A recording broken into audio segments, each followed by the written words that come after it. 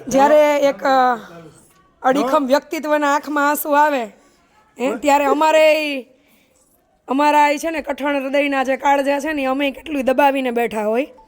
અને મને હમણાં જ હજી વિચાર આવતો હતો 10 મિનિટ પહેલાં જ કે જ્યારે માણસ દરેક સંઘર્ષોમાંથી થાકે હારે અને આત્મહત્યા તરફ વિચારે ને ત્યારે માણસે એક ક્ષણ માટે રોકાઈ જવું જોઈએ કે આપણે બધાય દાન કરીએ, વસ્તુના દાન કરીએ, પૈસાના દાન કરીએ, સમયના દાન કરીએ, પણ જ્યારે જીવનમાં મુશ્કેલ પરિસ્થિતિ આવે ને જગત હાથ છોડી દે ને ત્યારે બે ક્ષણ એવું વિચારી લેવાનું કે આ દેહનું દાન જીવતા કરી દેવાનું છે.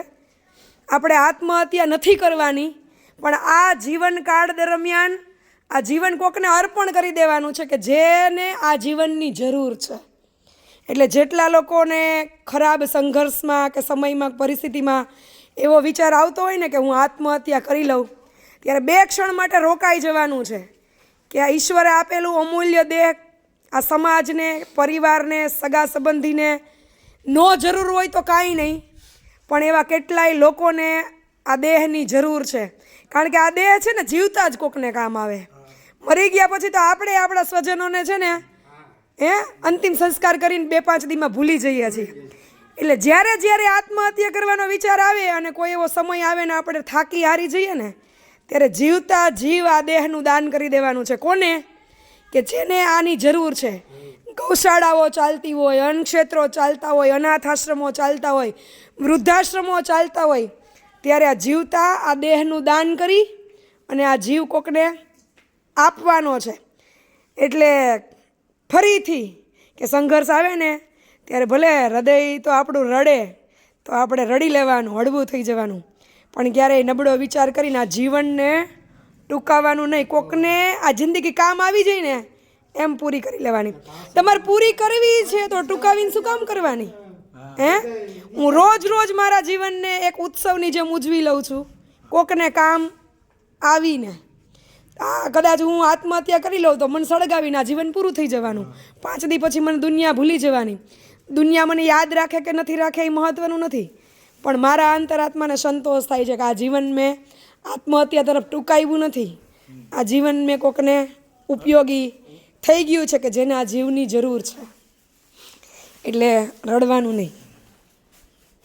બધાના સમય દિવસ ફરતા હોય અને બધાના જીવનમાં સંઘર્ષ, મુશ્કેલીઓ આવતી જ હોય અને અમુક જીવન યાદો સાથે જીવી લેવાના હોય.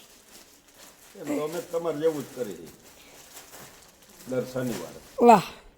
એટલે એ જીવ પાછળ સારા કાર્યો કરી લેવાના જેના પ્રત્યે આપણને વધારે લગાવ છે. પછી એ જીવતા હોય કે એની હાજરી ન હોય. સવારે પ્રભાત ફેરી કાઢી એટલે પ્રભાત ફેરીમાં 70 થી 80 જણા હોય. સરસ, ખૂબ સરસ. અને કૂતરા માટે 25 કિલો લાડવા. એ જ આપણને જીવન જીવવાની ઉર્જા અને હિંમત આપે કે આગળ હજી કોકને જરૂર છે, જીવી લે. 15 મણ ચૈન થાય. લારી છે અમારી પાસે, 8 ડબ્બા હોય અને રોકડ રકમ થઈ ગઈ અને લીલામાં વહી જાય. કારેવાની ચૈન થઈ જાય, કૂતરાને લાડવા. જગત શું બોલે છે ને એ નથી વિચારવાનું. આપણને આપણા અંતરાત્માને ખબર છે આપણે શું કરીએ છીએ. આ 15મો વર્ષ હાલે છે. ખૂબ સરસ. મોવિયામાં. હા, એ તો આખું ભાઈ ગ્રુપ આવ્યા હતા, એ જ ને કિશોરભાઈ ને આખું ગ્રુપ. ના, એ અલગ. હા, હરદત્તપરી બાપા જે છે એમની પાછળ કરે છે. આ બધી વાત પહેલે કિશોરભાઈ તમારે કરી. એટલે ઘણાને એવું હોય કે ઠીક છે સેવા કરો છો, વિડીયો બનાવો છો, પણ આ વિડીયો થકી કેટલાય એમનું જીવી લેતા હોય, જે બોલી ન શકતા હોય, જે પોતાની વેદના ક્યાંય વ્યક્ત ન કરી શકતા હોય ને એ આમાંથી ઉર્જા લઈ અને જીવી લેતા હોય. એટલે આ એનું એક જીવન જીવવાની ઔષધિ છે કે જે ક્યાંય કોઈના ખભે માથું મૂકીને રડી નથી શકતા ને બોલી નથી શકતા ને એ વિડીયોમાંથી હિંમત મેળવીને જીવી લે. અને કોઈ મરણ થયું એની પાછળ ધૂન કરવા જાય, અમે 30 કિલોમીટર લગી જાય. ખૂબ સરસ. જે સમાજ ભેદ દેવી સ્વીકારવાની, વાહન ભાડું દેવાનું. શું નંબર છે ધૂન મંડળનો? સદગુરુ ધૂન મંડળ. સદગુરુ ધૂન મંડળ. ભાઈ કોઈને ક્યાંય ધૂન કરવાની ઈચ્છા હોય કોઈ પણ એવા તમારા ધાર્મિક પ્રસંગોમાં, તો યથાશક્તિ તમારે સ્વેચ્છાએ જે દેવું હોય, ધૂન મંડળનો કોઈ ચાર્જીસ નથી. નંબર શું છે? 9253 58797. 9253 58797. અને કોઈ પણ જગ્યાએ ગુજરાતમાં 30 કિલોમીટર. 30 કિલોમીટર. ઓકે. 11:30 અમારે ધૂન પૂરી.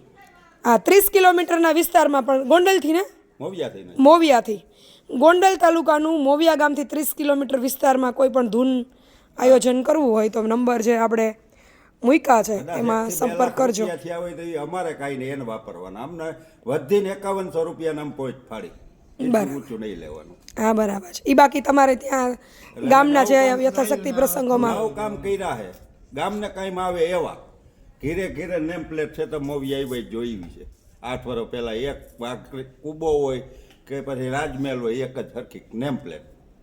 પછી વાડીના રસ્તાના બોર્ડ બનાવ્યા, સિટીમાં હોય કે આ રેલવે સ્ટેશન વાડી. હા, એટલે કોઈ હેરાન ન થાય. સરસ. પછી શમશાન યાત્રામાં જે મરી ગયું હોય ને, ગમે એનું દલિતનું હોય, અહીંયા શમશાન ચા અમારી પાવાની. એ બિલ સદગુરુ ધૂન મંડળ ચૂકવે, રસધણી નહીં. હમણાં નવમું કામ કર્યું કે દુનિયાભરમાં ન હોય, જાહેરમાં 80,000નું કમ્પ્રેશન વીકું. ખૂબ સરસ. 24 કલાક હાલ ગમે તે જઈને ભર લેવાનું છું પાણી.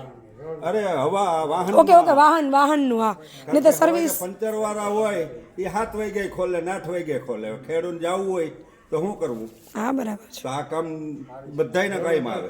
હા બરાબર. એ 24 કલાક ચાલુ હોય. લ્યો, સરસ. કોઈ માણા જ ન મળે.